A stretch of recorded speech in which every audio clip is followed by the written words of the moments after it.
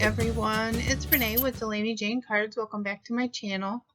Today I have a video for you for the Not Too Shabby design team, and I'm using this adorable stamp set from the Penguin Palace. I will start out by saying I have never used anything from the Penguin Palace before, so this was a complete new thing for me. I also have never made a slimline card, and that's what we're going to do today. We're going to make a slimline card, my very first slimline card. I would say ever. I mean, I made wedding invitations years ago using this kind of format, but the first actual greeting card I made as a slimline card, you and I are in it together right now. I did cut two pieces of white cardstock. One is 3.5 by 8.5, and the other one is 3.25 by 8.25, and I'm using the smaller panel here to lay out my little scene. So since I have never used these stamps before and I have never made a slimline card before, please be patient with me because this was, I would say it was hard for me. The space that's on the card is so different than what's on an A2 card, and I have made A2 size cards for such a long time that this was kind of way outside of my realm. I mean, I actually asked a question a couple of weeks ago. I asked some friends if I should get on the slimline train or stay in my lane, because this is way outside my lane. They said I should give it a try, so I am giving it a try, and I'm bringing you along for the ride. So I layered my stamps kind of where I wanted them, so the things that would be in front ended up on the top of the stack. So that's really an easy way to determine how you should stamp things down. When you put the lid down of your stamp platform or whatever you're using, the stamps that would be on top are going to stick first. So that's what I did. I put the front images down first, and I am going to mask each of these. So I'm using this Gina K Masking Magic here. Just wanted to get a really nice bold impression before I moved on to masking. And what I did, I'm not going to show you for each one of them, but what I did here was just take the piece of Masking Magic, and I did just use this one little rectangle, and I just pieced in all of the little images where they fit so that I had them all, and then I fussy cut them out and masked my images. Now I'm going to lay down the next set of images.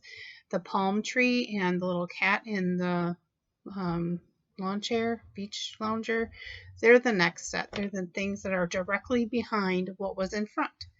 So I masked that first layer, and I'm going to stamp. So the things that were in front are going to show up first, and the things that are the second layer aren't going to stamp over top of what I put down. So I did the same thing here. I masked everything off, and now I'm going to add this little surfboard kind of behind the little kitty here. His mask kept coming up.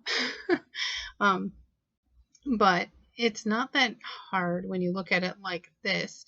Like the cat, the little scene with the cat, the cup is in front, then the cat in his chair, and then the surfboard behind him.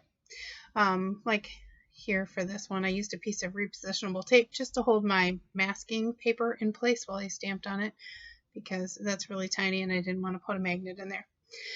So then I wanted to create kind of something a little bit unique with the background, so I decided to tape my panel down to my glass mat, and now I'm going to mask, and I'm going to use this repositionable, it's actually called Scotch removable tape. I use it all the time for all the things. This is just another one of those things. I taped it down to my mat with it, and now I'm using it to mask off the part that I don't want to get ink on. It's plastic, so ink slides around on it really nice, just like a glass surface. You'll see when I do my stenciling here, I actually unload my brush onto the stencil because it's plastic, so that ink will have plenty of play time there. I don't have to re-ink my brush at all to get this. And this is an MFT Waves. It's called Make Waves, I believe. I don't have anything special. I do have one die that has not been opened yet. It's from Lawn Fawn. It's like the wavy, hills or something like that. Otherwise, I don't have anything particularly special for these, this size card. So I just am using my regular stencils, and you can see something like waves.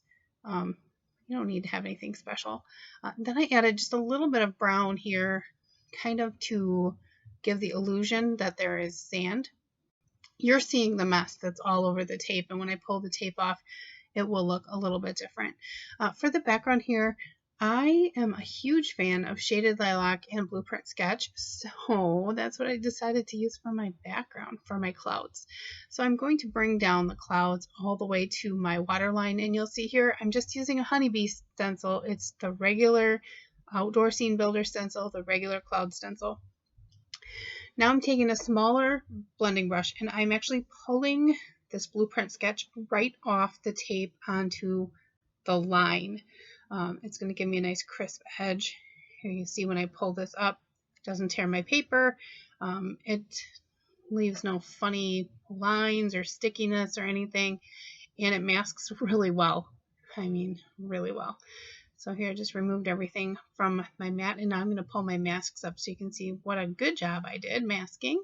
I do have one mistake. I'm not going to point it out. If you see it, keep it to yourself. I would tell you to tell me, but then everybody's going to be guessing at all the things, and then I'm going to get self-conscious about all the things I did wrong. So, yeah, don't tell me. So for her skin, I started with a blue violet. It's BV00. I love that for my shadows when I'm doing skin tone, and she needed a nice little tan, so I'm going to give her a tan. Now, these images are tiny. When I was coloring these, all I could think about is this is a Jen Bina kind of a stamp set. Very, very small. She does these little tiny images all the time on her channel. If you have not checked out Jen Bina over at Scrap Bina Creations, I would highly recommend it. She does this kind of stuff all the time.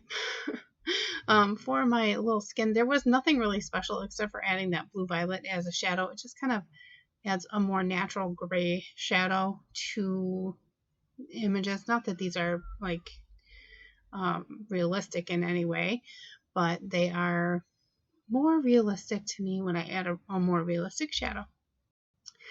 Then she needed a hot pink bathing suit, and I just wanted this to be bright and fun.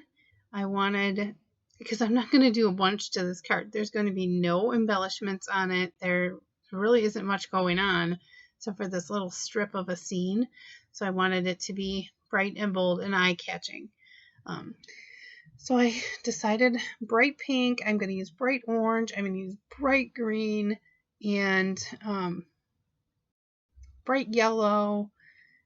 Anyway, it's going to be a super bright beach scene with the illusion that that's in the background, the sky and the beach.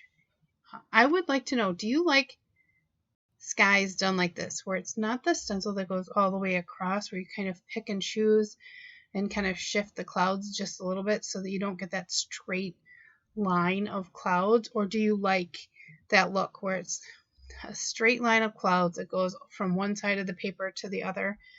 I know that if that's the thing that you really like, you'll need the Slimline dies or stencils to do that. If you like something like this where it's kind of you pick and choose kind of where the clouds are going to go, you don't really need it. But I'm curious to see what style is your style. Do you like this kind of thing where the clouds look like this, where they don't go straight across in like identical cloud lines, or even, they're not even the same distance apart? Or do you like the stuff that is symmetrical? That's what I was looking for, symmetrical and evenly spaced and perpendicular. Do you like all the mathematics in your stenciling, or do you like the free-flowing form that I did? So then, while I was doing this, I sent a funny text to my friend. I said, if you were a cat and you were drinking a pink drink, sitting on a lounge chair at a beach, what color would you be? And she said black. I'd be black so I wouldn't get sunburned. Thank you, Marie. I value your opinion. And that was a challenge because I don't think I've ever colored a cat black. I don't. I own 2 black cats. I love my black cats, but I don't think I've ever colored one black. And if I have, please correct me. because I don't remember. And now I'm questioning myself. I don't know if I colored him in a way that you can see all of his bits and pieces, his tail, his everything. I mean, he's got layers of stuff. There's a surfboard and a cup and his lawn chair and all that. So I feel like in the end, it turns out okay. I don't feel like I could pick out all of the bits and pieces of him exactly like I would have if I would have colored him, I don't know, brown. But I tried. And does he look more gray or does he look black? I tried for black, but then he seemed so black, so dark, not enough contrast. So I added more lighter color. And then I filled in his glasses here with the 100 marker. I will go back and do something else to them later. So for the little floaty that she's got, I decided on orange. And you'll see this is a unique color combination. I started with the fluorescent orange, the FYR1, and then I went to the YR04, and here I'm going to bring in the YR09, and I'm just building up the shadows. After this is where it gets a little bit different. I brought in the RV99. I know, scary, right? But the YR09 and the RV99 both end in a 9, and I don't always do that. A lot of times I just blend my markers and make them blend because I don't know. I feel like they're my markers. They're going to do what I tell them to. But I did pull that in to give a little more depth to the orange color that I was putting on her little floaty donut. And then I needed another place for the orange to be, so I decided on this little, what is it called, lounge chair? And I used the same thing. I pulled in that RV99 as a shadow. So back to these Slimline cards. I know there isn't a standard size. Like I know if I tell you that I'm making an A2 size card, it's 4 1/4 by 5 1/2. I know that if I tell you I'm making an A7 card, I believe that's the 5 by 7. There's kind of a standard to every card size that we're making, you know. I have seen these Slimline cards be made in all sorts of different sizes. I am curious, what is the standard Slimline card size? What do you, I mean, is there one? Did I miss the memo? I don't really know. And then I also need help. I don't know how to photograph this thing. You see my picture that I took. I know I could do a better job. I can't get the card to be in my photo and my photo zoomed in enough to have kind of space around it. Otherwise, you see the edges of my background, and my background is just a 12 by 12 piece of paper. So what am I doing wrong? Help me out. For the palm tree here, I'm going to use this green combination. I brought in another one of the fluorescents, and then the fluorescent yellow-green. I brought in YG01, YG07, and YG17. And it doesn't give a lot of contrast, but it gives enough. I wanted, like I said, this to be bright and fun and happy and full of summer cheer. I used the same pink combination on the outside of this surfboard as I did on her little bathing suit. And here I'm just bringing in that contrast because I really liked what that RV99 did to the orange. So I decided to bring that in for the little swimsuit as well. And then I went back and kind of adjusted the one that she's wearing because I wanted it to coordinate with the surfboard a little bit better and give a little bit more contrast. Like I said, these are super tiny images. You do not need to add all these colors. But I decided that her little sunglasses were also going to be pink. You'd think she'd be wearing them on her head or face, on her face, not on her head. But, you know, whatever. Her mom probably isn't there to tell her to put sunscreen on into one of her sunglasses. So she's got them on her head. For the palm tree, I used the same E30 family that I did for the sand. I just pulled in the E39, which is just a little bit darker. The E37 was my darkest for the sand, and I just went one more to the E39. For her hair, I used Y02 and the Y19 but I'm also going to bring in the BD 00 just to add some more shading. It's a really nice trick to get really good dimension in yellow coloring. You get a really good shadow. I use it in a lot of things, a lot of lighter colors like skin tones. It works really well to give a really good natural shadow. Then I needed to do this little puddle here around the little island. I guess I could have set that a little bit farther back in the scene, but I didn't. So that was that. And then I took a black glaze pen and I filled in his little sunglasses to make them shiny. Added some white gel pen detail to the ice cubes and some like cartoony shine lines to the different things while that black glaze pen dried. And then I will go back and add a little bit of shine line to his sunglasses once they're all dried. Took just a minute. And to the coconuts that are hanging in the tree. And this is a number 10 white jelly roll pen that I'm using. It's kind of my favorite. It flows really nice. I have the 0.5 and the 0.8. I use them all, but that one seems to be my favorite. And then this has buildable sentiments in it, so I decided on Seize the Day for the sentiment. And I just kind of put it where the space is inside the image. Not centered because there's two images on one side and just the cat on the other, and I kind of wanted to help balance things out. Now for that background, remember I said that I had cut 2 pieces of cardstock. This is the 3.5 by 8.5 piece, and this is the pink combination that I used for her swimsuit and for the surfboard. And I thought it would be kind of fun to like put the gradient on the edges here. I didn't need to color the whole thing in, just right around the edges. I only had like 1/4 of an inch difference between the 2 panels, so only a little bit of this is going to show. But I thought it would be kind of fun to have that gradient from the dark RV99 all the way through to the R43, I believe is what my lightest color was there. Using the R14 and the RV34 as the transition tones or the mid tones between those two. RV34 doesn't seem like it would blend well, but it does. And it has that deeper purple tone. So it's just like when I used the BV to shade the yellow and the skin tone, that RV34 also works very similarly. It's got a lot of blue tones in it. So it will transition really well between the two. And then the R43 is actually really light, but it blends really, really nicely with the RV14. RV14 and R43 are kind of my favorite hot pink color combination at the moment.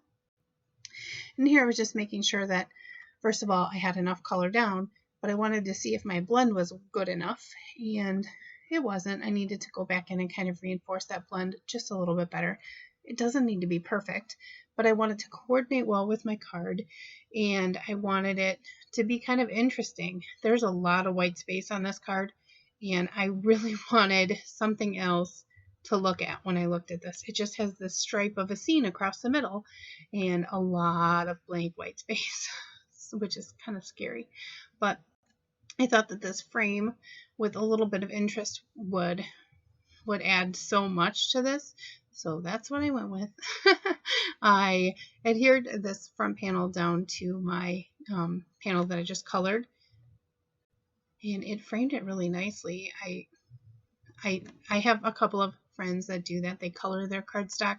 Courtney Krieber is one of them. She doesn't really have a lot of colored cardstock in her stash, so she does a lot of coloring, and I can see why she does it. I was able to match that perfectly. And then for the inside, I just stamped the little girl and the palm tree in my favorite Shadow Gray ink by Ranger. And that is my card for today. I hope you enjoyed it. I hope you enjoyed my first Slimline card. And make sure you check out Jamie's shop. I'll have it linked below, this stamp set as well. And N2S10 is the discount code over there.